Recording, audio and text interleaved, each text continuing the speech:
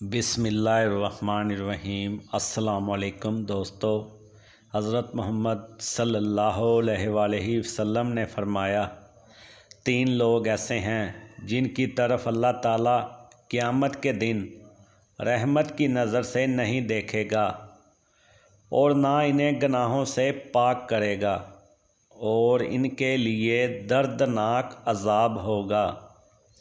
हमने पूछा, अल्लाह के रसूल, ये कौन लोग हैं? ये तो नुकसान और घाटे में रहे।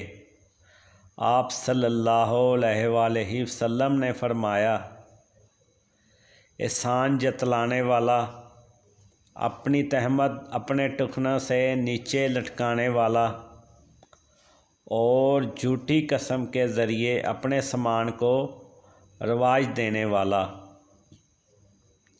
सनन तिरमिज़ी हदीस नंबर 1211।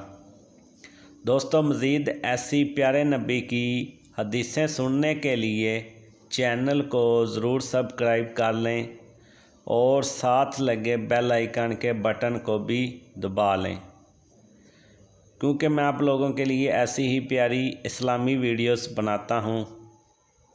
शुक्रिया।